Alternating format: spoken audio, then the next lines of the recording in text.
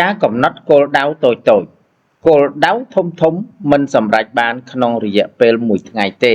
វាចាប់ផ្ដើមពីជំហានតូចៗរៀងរាល់ថ្ងៃរៀនធ្វើការងារតូចៗជួយឲ្យយើងបង្កើតទម្លាប់និងសមត្ថភាពដែលនាំឲ្យយើងឈានទៅដល់គោលដៅធំៗបាន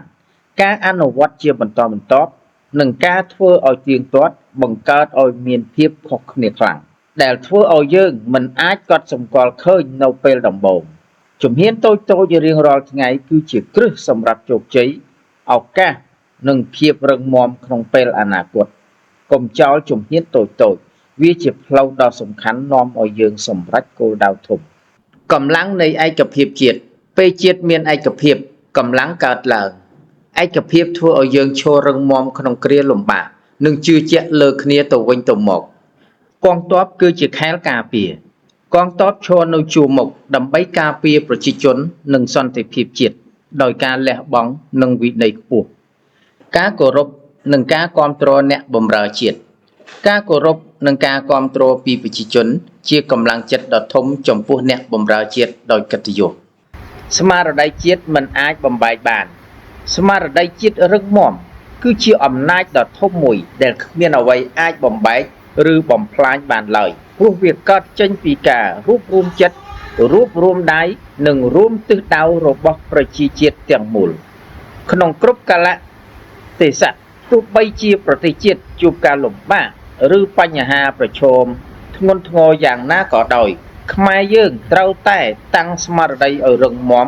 មិនស្លន់ស្លោមិនភ័យខ្លាចនិងមិនអស់សង្ឃឹមយើងមិនត្រូវឈ្នានីសខ្មែរគ្នាឯងមិនត្រូវកេងប្រវ័ញ្ចគ្នានិងមិនត្រូវបំបែកគ្នាដើម្បីផលប្រយោជន៍ផ្ទាល់ខ្លួនឡើយផ្ទុយទៅវិញយើងត្រូវរួមគ្នាគាំទ្រគ្នាយល់ចិត្តគ្នានិងការពារកិត្តិយសជាតិឲ្យបានរឹងមាំពេលខ្មែររួមគ្នាស្មារតីជាតិរឹងមាំគ្មាននរណាអាចបំបែកជាតិយើងបានឡើយសន្តិភាពជាគោលដៅការការពារជាតិមិនមែនដើម្បីបង្កជម្លោះទេប៉ុន្តែដើម្បីរក្សាសន្តិភាពសុវត្ថិភាពនិងអនាគតរបស់កូនចៅជំនាន់ក្រោយផ្លូវដែលយើងជ្រើសរើសគឺផ្លូវសន្តិភាពជាចម្បងដោយផ្អែកលើការព្រមព្រៀងគ្នាការគោរពគ្នាទៅវិញទៅមកនិងការដោះស្រាយបញ្ហាដោយហេតុផលសន្តិភាពមិនមែនជាសញ្ញានៃភាពខ្សោយទេប៉ុន្តែជាសញ្ញានៃប្រាជ្ញានិងការទទួលខុសត្រូវចំពោះប្រទេសជាតិនិងប្រជាជនការការពារជាតិដោយស្មារតីសន្តិភាព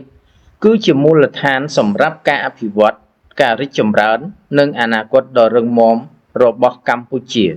កម្លាំងចិត្តក្នុងគ្រាលំបាកគឺជាការសាកល្បងកម្លាំងចិត្តនិងភាពរឹងមាំពិតប្រាកដរបស់មនុស្សនៅពេលដែលស្ថានភាពមិនអំណោយផលបញ្ហាជាច្រើនកើតឡើងនិងផ្លូវទៅមុខមើលមិនច្បាស់នោះហើយជាពេលដែលកម្លាំងចិត្តត្រូវបានបង្ហាញច្បាស់បំផុតមនុស្សដែលមានកម្លាំងចិត្តមិនចុះចាញ់ងាយៗទេគេឈររឹងមាំទោះជួបការលំបាកយ៉ាងណាក៏ដោយហើយបំផ្លែងឧបសគ្គទៅជាបទពិសោធន៍គ្រាលំបាកមិនមកដើម្បីបំផ្លាញយើងទេប៉ុន្តែវាមកដើម្បីបង្រៀនធ្វើឲ្យយើងកាន់តែខ្លាំងនិងត្រៀមខ្លួនសម្រាប់អនាគតល្អប្រសើរអ្នកដែលឆ្លងកាត់គ្រាលំបាកបានគឺជាមនុស្សដែលអាចយកឈ្នះជីវិតបាន